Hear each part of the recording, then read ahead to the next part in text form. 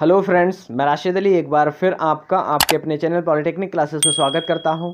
तो फ्रेंड्स, जैसा आपको पता है हम यूटिलाइजेशन ऑफ इलेक्ट्रिकल एनर्जी को स्टार्ट कर चुके हैं। यूटिलाइजेशन का आज हमारा थर्ड लेक्चर है। इससे पहले हम 2 लेक्चर कवर कर चुके हैं। अगर आपने हमारे वो लेक्चर नहीं देखे तो डिस्क्रिप्शन में उसका लिंक हमने प्रोवाइड करा दिया, आप वहाँ जाकर उसको वॉच कर सकते हैं। फ्रेंड्स, अगर बता दें कि हमारा जो यूटिलाइजेशन है उसको डिप्लोमा इलेक्ट्रिकल के जो फाइनल ईयर के स्टूडेंट्स हैं 6 सेमेस्टर वाले, वो इसको स्टडी करते हैं, उसको पढ़ते हैं। फ्रेंड्स, तो आपको पता है फ्रेंड्स कि अभी जो लेटेस्ट पैटर्न है बीटी यूपी बोर्ड का, उसके माध्यम से ये पता लगा है कि आपका जो पेपर है वो ऑनलाइन होने वाला है और एमसीक्यूज बेस्ड क्वेश्चन पूछे जाने हैं। तो फ्रेंड्स, हम उसी को टारगेट करते हुए अपने सेशन जो है वो एमसीक्यूज बेस्ड लेकर आए हैं। तो आपका अगर फ्रेंड्स किसी भी ब्रांच में किसी भी सेमेस्टर में हो तो उसके साथ भी आप इसको शेयर कर सकते हैं, क्योंकि हमारे इस चैनल पर electrical first year, electrical second year, electrical final year के अलावा मैकेनिकल, सिविल, इलेक्ट्रॉनिक्स के जो सब्जेक्ट हैं उसको कवर किया जा रहा है और एमसीक्यूज बेसिक क्वेश्चन कवर किए जा रहे हैं। तो आप उनके भी साथ इसको शेयर कर सकते हैं, क्योंकि आपको पता है जो मार्केट है उसमें जो एमसीक्यूज बेस्ड क्वेश्चन है या फिर जो डिप्लोमा स्तर के क्वेश्चन है वो अवेलेबल नहीं है। तो बहुत सारे बच्चे प्रॉब्लम में हैं फ्रेंड्स। तो अगर आप उसको उनके साथ इसको शेयर कर देंगे तो उनकी प्रॉब्लम कुछ दूर हो सकती है, वो भी अच्छे मार्क्स गेन कर पाएंगे। तो फ्रेंड्स, हम एक चीज़ और बता दें सेशन स्टार्ट करने से पहले, एक चीज़ और बता दें फ्रेंड्स कि आप अगर हमारे जो वीडियो सेशन है उसका पीडीएफ प्राप्त करना चाहते हो तो हमारे टेलीग्राम ग्रुप को भी ज्वाइन कर लीजिएगा। टेलीग्राम ग्रुप का लिंक हमने इस वीडियो के डिस्क्रिप्शन में आपको प्रोवाइड करा दिया है, आप वहां जाकर उसको ज्वाइन कर सकते हैं और वहां पर जितनी भी पीडीएफ है उसको प्राप्त कर सकते हैं। फ्री ऑफ कॉस्ट में हमारी पीडीएफ आपको प्रोवाइड कराई जाती है, तो आप उसको भी ज्वाइन कर सकते हैं फ्रेंड्स। तो चलिए फ्रेंड्स, स्टार्ट करते हैं आज का सेशन। फ्रेंड्स, आपको पता है हम चैप्टर वाइज ही और टॉपिक वाइज ही लेकर आए हैं। तो चैप्टर नंबर 1 है, आपको पता है जो यूटिलाइजेशन का चैप्टर नंबर 1 है वो आपका है इल्यूमिनेशन, प्रदीपन। तो हम प्रदीपन से ही क्वेश्चन लेकर आए हैं। मोस्ट इंपॉर्टेंट क्वेश्चन है, एमसीक्यूज बेस्ड क्वेश्चन है और आपके exam pattern, exam oriented question ही है। ये आपके सिलेबस के ही अकॉर्डिंग चल रहा है हमारा जो सेशन है वो। तो फ्रेंड्स, अगर बात करें क्वेश्चन नंबर 1, तो क्वेश्चन नंबर 1 में कहा गया है एक लैंप के चोक में लघु परिपथ मीन्स शॉर्ट सर्किट हो गया है, इसका क्या परिमाण है। तो फ्रेंड्स, पहली चीज़ तो हम आपको बता दें शॉर्ट सर्किट में कहा गया। तो मैं आपको बता दूं शॉर्ट और ओपन सर्किट की कंडीशन। पहले मैं आपको बता दूं कि एक क्वेश्चन से अगर जितने भी कॉन्सेप्ट आपके रिलेटेड होते हैं मैं सारे के सारे यहाँ पर डिस्कस करता हूँ। अगर सिंगल आपका क्वेश्चन है उसके रिलेटेड जितने भी क्वेश्चन बनने वाले हैं सबको मैं यहाँ पर डिस्कस कर लेता हूँ। आप अगर इसको देख रहे हैं तो आप नोट्स बनाते हुए चलिएगा, जिससे क्या हो आपका जो स्कोर है वो अच्छा रहे। तो मैं आपको बता दूं पहले शॉर्ट सर्किट और ओपन सर्किट, उसके बाद मैं इस क्वेश्चन पर आऊँगा। तो फ्रेंड्स, मैं आपको बता दूं कि जो फॉल्ट है वो दो फॉल्ट को हम कंसीडर करके चलते हैं, ओपन सर्किट, शॉर्ट सर्किट। तो अगर मैं बात करूं फ्रेंड्स ओपन सर्किट और शॉर्ट सर्किट की कंडीशन क्या होगी, आपने एसजीपी में पढ़ा होगा टाइप्स ऑफ फॉल्ट। तो टाइप्स ऑफ फॉल्ट को आपने 2 पार्ट्स में कैटेगराइज कर दिया था फ्रेंड्स, तो उसी को हम लेकर चल रहे हैं। एक होता है हमारा शॉर्ट सर्किट फॉल्ट और दूसरा होता है हमारा ओपन सर्किट फॉल्ट।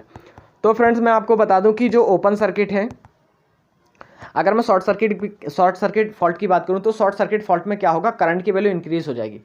फ्रेंड्स, जो करंट की वैल्यू वो बहुत ज़्यादा इंक्रीज हो जाती है और जो आपका वोल्टेज है वो लगभग 0 हो जाता है। तो लगभग करंट की वैल्यू जो है वो आपकी अप्रॉक्स इनफाइनाइट हो जाती है, या फिर इनफाइनाइट तो नहीं कहेंगे, ये तो गलत हो जाएगा। इनफाइनाइट कहने का मतलब ये मैक्सिमम हो जाती है।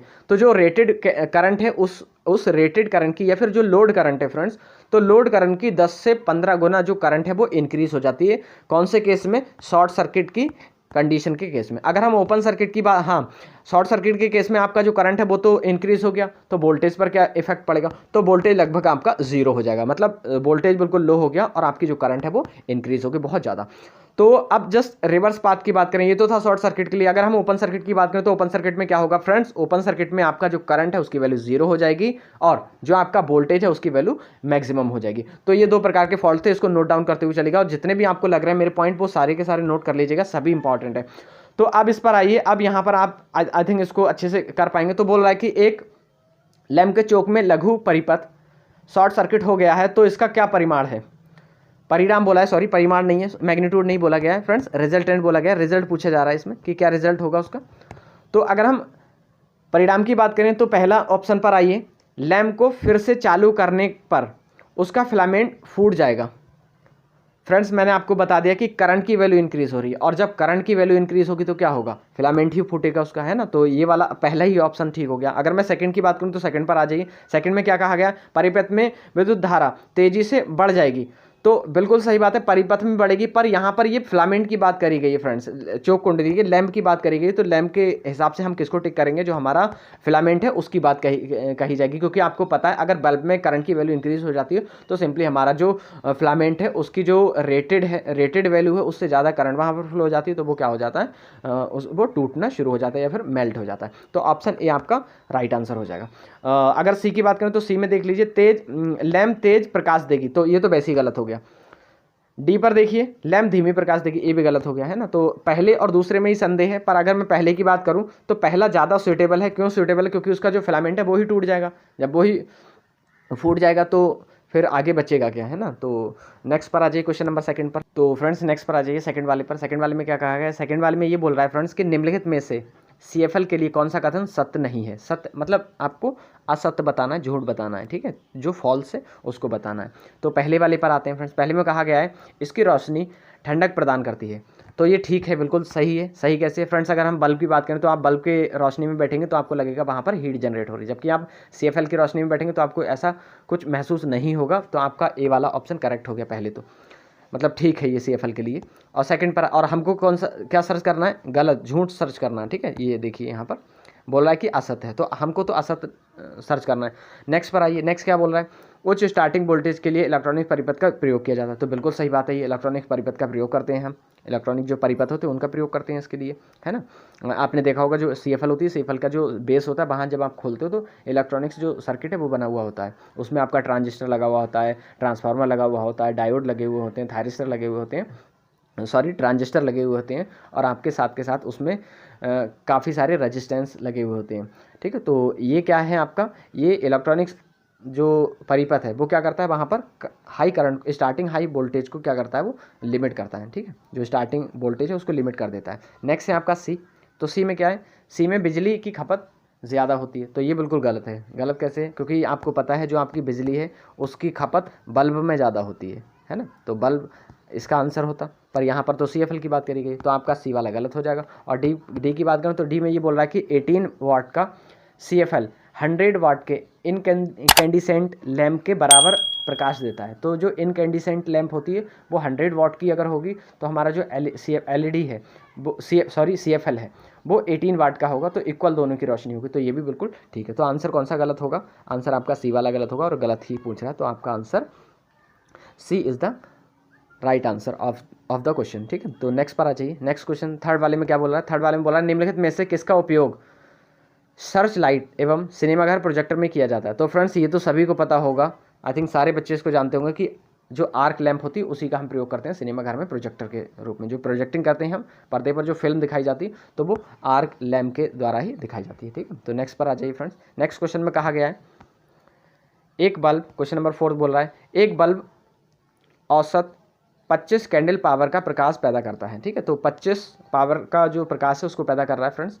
तो ये बोला जा रहा है कि इसके द्वारा उत्पन्न कुल फ्लक्स कितना होगा। तो अगर मैं बताऊं कि फ्लक्स का अगर हम फॉर्मूले की बात करें तो फ्लक्स का फॉर्मूला होता है F बराबर जो आपकी एवरेज पावर है वो एवरेज पावर इंटू 4 पाई। एवरेज पावर कितनी आ गई आपकी? एवरेज पावर आ गई आपकी 25, और 4 की वैल्यू ऐसी रख दो, और जो आपका पाई है पाई की वैल्यू होती है 3.14।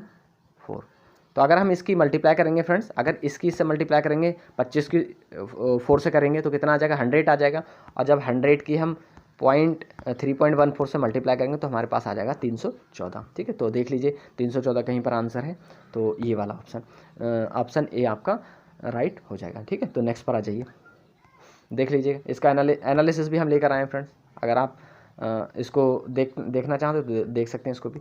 क्वेश्चन नंबर 5 पर आ जाइए फ्रेंड्स। 5 में क्या कहा गया है? प्रदर्शित चित्र निम्नलिखित में से किसका विवरण है, ठीक है। किसको डिफाइन करना है? कहने का मतलब ये है किसको ये डिफाइन कर रहा है, तो आपको पहचानना है। तो ऑप्शन ए क्या है आपका? Neon flasher. बी क्या है आपका? Sodium lamp. सी क्या है आपका? CFL। डी क्या है आपका? सजावटी लैम्प। तो ना ही ये सजावटी लैम्प है फ्रेंड्स, ना ही ये CFL है, ना ही ये सोडियम लैम्प है या फिर सोडियम वेपर लैम्प है, ये है हमारी नियॉन फ्लैशर, ठीक है। तो neon flasher is the right answer of this question. Next पर आ जाइए फ्रेंड्स। नेक्स्ट क्वेश्चन क्या बोला है, क्वेश्चन नंबर 6 बोला है गैस डिस्चार्ज लैंप में निम्नलिखित में से किस धातु की वाष्प भरी जा सकती है। तो फ्रेंड्स अगर मैं बात करूं गैस डिस्चार्ज जो लैंप होती है उसमें मरकरी भरी जाती है, तो आपका बी वाला ऑप्शन ठीक हो जाएगा। जबकि अगर हम बात करें चांदी की, तो चांदी तो वैसे ही किसी भी लैंप में नहीं भरी जाती है, पहली बात तो चांदी। जस्ता भी किसी लैंप में नहीं भरा जाता, लिथियम भी कहीं भी नहीं भरी जाती, तो जो आपकी मरकरी है वो ही आपका राइट आंसर हो जाएगा इसका, ठीक है। तो नेक्स्ट पर आ जाइए फ्रेंड्स। नेक्स्ट क्या है आपका, फ्लोरेसेंट ट्यूब में फ्लोरेसेंट पदार्थ के रूप में जिंक सिलिकेट के होने से कौन सा रंग उत्पन्न होगा। तो अगर मैं आपको बता दूं फ्रेंड्स, जो आपकी फ्लोरेसेंट ट्यूब होती है उसमें जो जिंक सिलिकेट है उसके कारण आपकी जो ग्रीन जो कलर है वो निकलता है, मतलब हरा कलर वहाँ से उत्पन्न होता है फ्रेंड्स, ठीक है। तो इसको नोट डाउन करते हुए चलिएगा। ये पहले जो चैप्टर है आपका उससे हैं सारे के सारे ये क्वेश्चन, सबसे आसान क्वेश्चन है, आई थिंक ये सारे बच्चे बता सकते हैं फ्रेंड्स इसको। तो 18 क्वेश्चन बोला है लक्स निम्नलिखित में से किसकी इकाई है। तो आपको पता है फ्रेंड्स जो आप लक्स है वो आपका इल्यूमिनेशन प्रदीपन की इकाई है, ठीक है। तो नेक्स्ट पर आ जाइए फ्रेंड। ये यहाँ पर देख लीजिएगा, ये आपको कुछ इसका एक्सप्लेनेशन दे रखा है, ठीक। तो इसको भी पढ़ लीजिएगा ध्यान से। जबकि ये बोल रहा है फर्स्ट वाले का क्या बोल रहा है, फर्स्ट का बोल रहा है ज्योति तीव्रता की इकाई। ज्योति तीव्रता को किस में नापते हैं फ्रेंड्स, कैंडला में मापा जाता है। ज्योति फ्लक्स को किस में नापा जाता है या मापा जाता है, तो ल्यूमेन में मापा जाता है। और प्रदीपन की इकाई क्या होती है आपकी, लक्स होती है। तो फ्रेंड्स इसको भी लिखते हुए चलिएगा। अभी तो लक्स पूछा गया, हो सकता है दो ज्योति तीव्रता पूछ ले तो ये ल्यूमेन होगा, ल्यूमेन। और अगर ज्योति फ्लक्स की बात करें तो ल्यूमेन होगा, और ज्योति तीव्रता पूछे तो कैंडला होगा फ्रेंड्स, ठीक है। तो इसको भी लिखते हुए चलिएगा क्योंकि हो सकता है ये भी क्वेश्चन पूछा था। इन फ्लोरेसेंट लैंप में चोक का काम क्या है।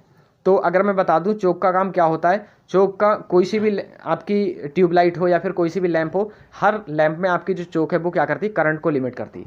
तो देख लीजिए यहाँ पर करंट का कहीं ऑप्शन हो तो पहला वाला क्या है, पहले इंप्रूव द पावर फैक्टर, ना ये गलत। Limit the current in the circuit, हाँ ये ठीक हो जाएगा friends.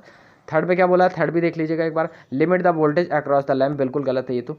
Cause the electrons to glow, नहीं ये भी गलत है। इलेक्ट्रॉन्स ग्लो करने में भी वो काम नहीं करता है, काम क्या होगा उसका, करंट को लिमिट करना, ठीक है। तो answer B is the right answer, ठीक है। Option B is the right answer. Next पर आ जाइए क्वेश्चन नंबर 10। क्वेश्चन नंबर 10 में कहा गया फ्रेंड्स, क्वेश्चन नंबर 10 में बोला निम्नलिखित में से किस स्थान पर सबसे अधिक प्रदीप्ति का स्तर आवश्यक है। मतलब सबसे अधिक प्रदीप्ति की बात कही जा रही है। तो अगर हम बात करें सबसे ज़्यादा आपका एल्यूमिनेशन लेवल कहाँ पर होना चाहिए और सबसे कम कहाँ होना चाहिए, तो वो भी मैं आपको बताऊंगा।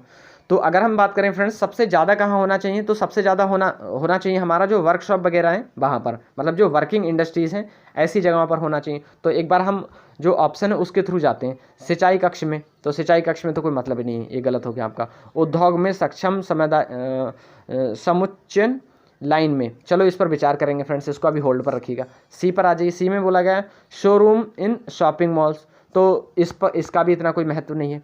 नेक्स्ट पर आ जाइए ड्राइंग्स ऑफिस, तो ड्राइंग ऑफिस में भी इसका इतना ज़्यादा काम नहीं होता है। जबकि अगर बात करें हम इंडस्ट्रीज़ में, fine assemble work in industries में, उद्योग में सूक्ष्म समुच्चयन लाइन में, मतलब जो उद्योग होते हैं वहाँ पर जो फाइन असेंबलिंग की जाती है वहाँ पर हमको सबसे ज़्यादा एल्यूमिनेशन लेवल की आवश्यकता है, ठीक है। सबसे ज़्यादा प्रदीपन की वहाँ पर आवश्यकता होती है। और सबसे न्यूनतम की बात करें तो सबसे न्यूनतम हमारी रेलवे प्लेटफॉर्म पर होती है फ्रेंड्स। क्यों होती है, क्योंकि वहाँ पर अगर हाई आप जो एल्यूमिनेशन लेवल है उसको ज़्यादा बना दोगे तो वहाँ पर जो आपका सिग्नल है तो सिग्नल में प्रॉब्लम आ सकती है। तो सिग्नल को ठीक ठाक से कंट्रोल करने के लिए हम क्या करते हैं, जो एल्यूमिनेशन लेवल है उसको डाउन कर देते हैं। कहाँ पर, रेलवे प्लेटफॉर्म पर। तो लिख लीजिएगा फ्रेंड्स दोनों क्वेश्चन बनते हैं आपके एग्जाम में। नेक्स्ट पर आ जाइए।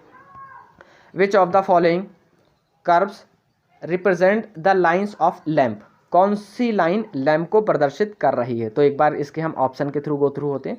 तो देखिएगा यहाँ पर सबसे पहले हम पहले वाली को देखते हैं, तो ऑप्शन ए वाली पर देखते हैं। ऑप्शन ए देखिएगा, ऑप्शन ए क्या है, ए वाली को कह रहा है, तो ए वाली देखिएगा ये है, ठीक है। एक सेकेंड इसको हटाऊँ फ्रेंड्स, ये क्या हुआ, ठीक है मैं इसको हटा रहा हूँ थोड़ा सा, ठीक है friends.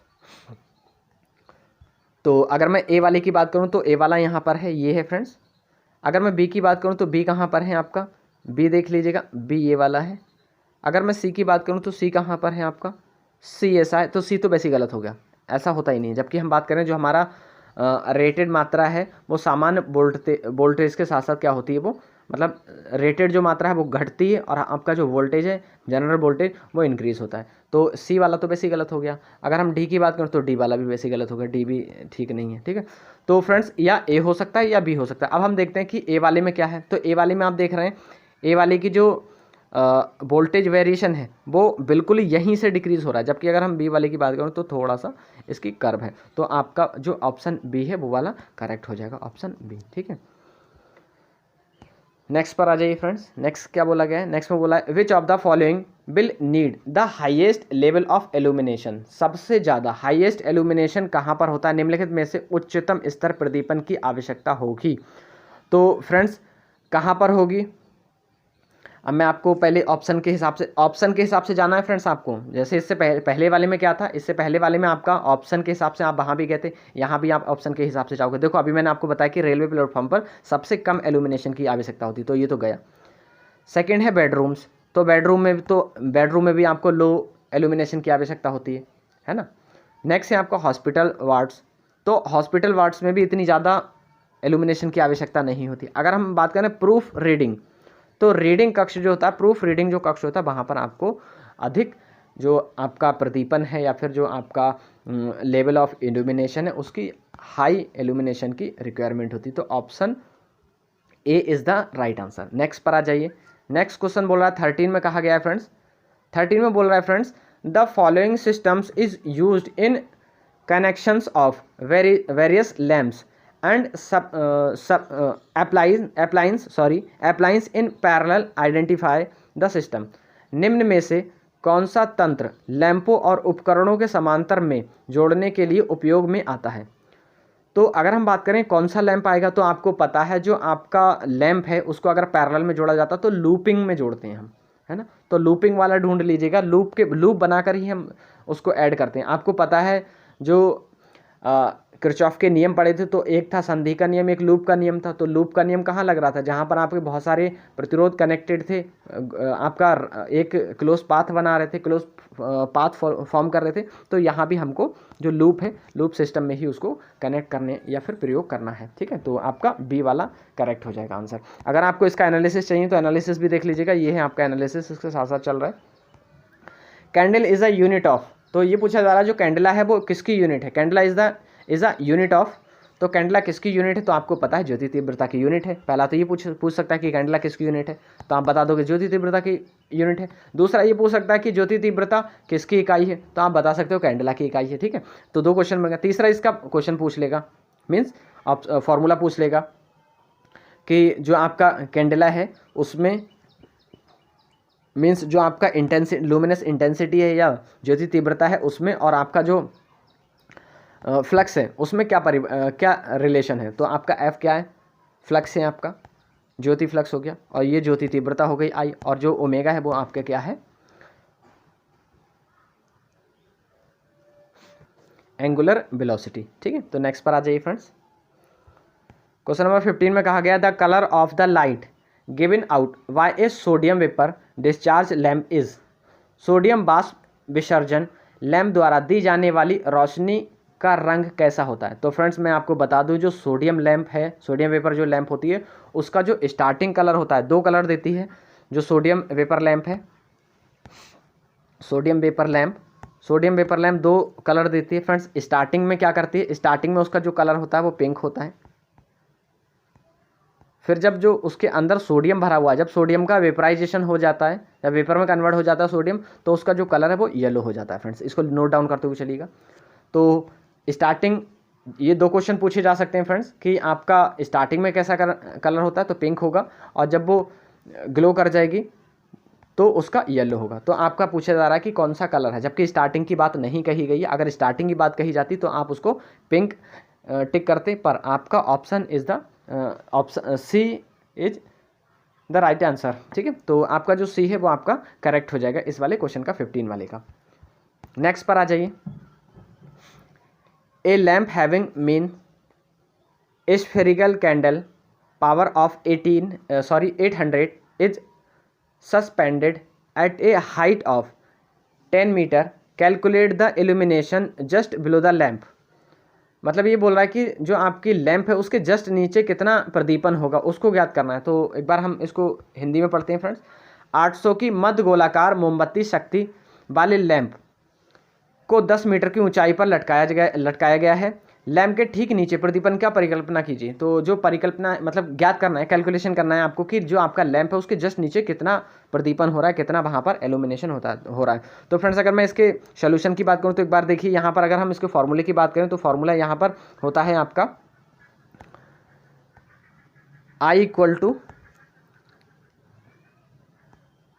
Candle power upon distance का स्क्वायर। ठीक है, तो कैंडल पावर कितनी दे रखी है, कैंडल पावर आपको दे रखी है 800, और जो उसका दूरी है, दूरी कितनी है 10 है, तो स्क्वायर 2 बार लिख दो, 0 से दो जीरो कट जाएंगे, आपका कितना आ जाएगा 8 लक्स। ठीक है, तो आपका जो प्रदीपन था, एल्यूमिनेशन था, वो आपका आ गया 8। तो देख लीजिएगा आपका डी ऑप्शन ठीक हो जाएगा, है ना।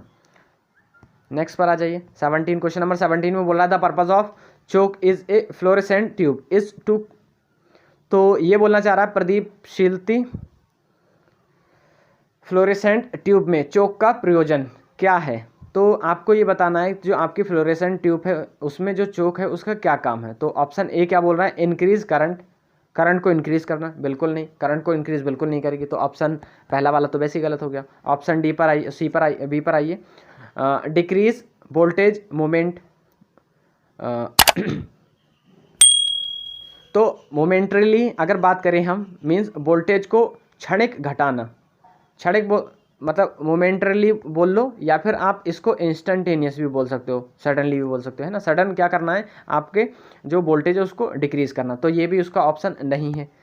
जबकि अगर हम थर्ड की बात करें, सी की बात करें, तो इंक्रीज करना होता है friends, increase voltage momentarily, means instantaneously आपकी जो वोल्टेज है उसकी वैल्यू को इंक्रीज कर देना, ये आपका काम है जो आपकी चोक है उसका। ठीक है, जो फ्लोरेसेंट ट्यूब में हमारी चोक यूज़ की जाती है, तो चोक का काम होता है आपकी जो इंस्टेंटेनियसली वैल्यू है, वोल्टेज है, या फिर जो आपकी सडनली वैल्यू को, वोल्टेज की वैल्यू को अचानक से बढ़ा देना। ठीक है, डी वाला क्या बोल रहा है, डिक्रीज करना करंट को, तो ये तो वैसे ही गलत हो गया, वोल्टेज की बात है, तो C is the right answer. Next पर आ जाइए फ्रेंड्स। अगर नेक्स्ट की बात करें तो नेक्स्ट क्वेश्चन बोला 18, in case of frosted GLS lamps frosting is done by. तुषारित GLS लैंपों के मामले में तुषारण किया जाता है। तो अगर मैं बात करूं तुषारण कैसे किया जाएगा, तो अमोनिया के द्वारा किया जाता है फ्रेंड्स। तो ammonia is the right answer. तो अमोनिया कहाँ पर है आपका, अमोनिया है आपका बी वाले ऑप्शन पर। ठीक है, तो आपका बी वाला ऑप्शन करेक्ट हो गया। नेक्स्ट पर आ जाइए। हाँ, अमोनिया, यहाँ से अमोनिया है तो अमोनिया का सूत्र भी पूछा जा सकता है, NH3 हो गया, है ना। तो इन सारी चीज़ों को लिखते हुए चलिएगा फ्रेंड्स। नेक्स्ट है आपका, नेक्स्ट पर आ जाइए, the purpose of providing a choke in tubelight is. तो क्या जो चोक है वो क्या प्रोवाइड कराने के लिए हमारी जो ट्यूबलाइट है उसमें लगाई जाती है। तो इससे पहले इसी में का एक क्वेश्चन था, मैं वो करा चुका हूँ फ्रेंड्स। तो क्या करता है वो, जो करंट है उसको लिमिट करता है। तो यहाँ पर देख लीजिए कहीं करंट की अगर हो वैल्यू, तो to eliminate the corona effect, ये गलत हो गया, यहाँ कोरोना की बात कर ही नहीं की। टू अवॉइड रेडियो इंटरफेरेंस, इसकी भी बात नहीं हो रही, यहाँ पर गलत हो गया। To improve power factor, power factor की भी बात नहीं होती है फ्रेंड्स, क्योंकि आपको पता है। अगर हाँ पावर, एक चीज़ और ध्यान रखिएगा, अगर पावर फैक्टर की बात करें कि आपकी सोडियम वेपर लैंप का पावर फैक्टर कितना होता है, तो लगभग आपका 75% होता है। तो उसको भी नोट डाउन करते हुए चलिएगा। नेक्स्ट क्या है आपका, डी वाला क्या है, to limit current to appropriate value. हाँ ये ठीक है, क्यों ठीक है, क्योंकि आपकी वैल्यू को ही तो करंट लिमिट करता है वो। ठीक है, तो option D is the right answer. Next पर आ जाइए फ्रेंड्स। 21 क्वेश्चन नंबर बोल रहा है, N auto transformer used with A sodium vapour lamp should have high. किसी श्वेता परिणाम मित्र में जिसमें एक सोडियम वाष्प लैम्प का प्रयोग किया गया है, उच्च परिणाम किसका होगा। तो ये बोला जा रहा है कि जो आपका एक ऑटो ट्रांसफार्मर है जिसमें एक सोडियम वाष्प लैम्प का प्रयोग किया गया है, उसमें उच्च परिणाम किसका होगा। ठीक है, तो अब हम बात कर रहे हैं कि इसके ऑप्शन के थ्रू गो थ्रू होंगे। पहले तो ऑप्शन क्या बोल रहा है, वाइंडिंग रेजिस्टेंस, कुंडली प्रतिरोध, बी क्या है आपका, लीकेज रिएक्टेंस ऑफ वाइंडिंग, सी क्या है, BA रेटिंग, ट्रांसफॉर्मेशन रेशियो। तो फ्रेंड्स अगर मैं बात करूं, जो आपका उच्च परिणामित्र है या फिर जो आपका ऑटो ट्रांसफार्मर है, तो ऑटो ट्रांसफार्मर का जो अगर आप सोडियम वेपर लैम्प के साथ उसको यूज़ कर रहे हो तो किस लिए यूज़ किया जाता है, क्योंकि आपको पता है उसका जो लीकेज वाइंडिंग का जो लीकेज रिएक्टेंस है वो हाई होता है। तो यहाँ पर उसका क्षणिक मतलब कुंडलियों का क्षरण प्रतिघात, ठीक है। तो बी कौन सा ऑप्शन ठीक हो जाएगा आपका, option B is the right answer. तो फ्रेंड्स ये रहे आपके क्वेश्चन आज के। ये कैसा लगा सेशन आप कमेंट बॉक्स में ज़रूर बताइएगा। नेक्स्ट लेक्चर में जल्द मिलेंगे हम नेक्स्ट सेशन के साथ और नेक्स्ट इंपॉर्टेंट आपके सेकंड चैप्टर से क्वेश्चन लेकर आएंगे फ्रेंड्स। अभी हम क्या कर रहे हैं, चैप्टर वाइज आपको क्वेश्चन करा रहा है, फिर उसके बाद हम क्या करेंगे, जब सारे चैप्टर हमारे निपट जाएंगे, खत्म हो जाएंगे, उसके बाद हम क्या करेंगे फ्रेंड्स कि जो मिक्स क्वेश्चन है उसको कवर कराएंगे। तो फ्रेंड्स अगर आपने अभी चैनल को शेयर नहीं किया, सब्सक्राइब नहीं किया तो सब्सक्राइब कर लीजिएगा और इसको शेयर भी कर लीजिएगा। तो फ्रेंड्स नेक्स्ट सेशन में मिलेंगे नेक्स्ट कॉन्सेप्ट के साथ। जब तक के लिए bye bye, take care, thanks for watching.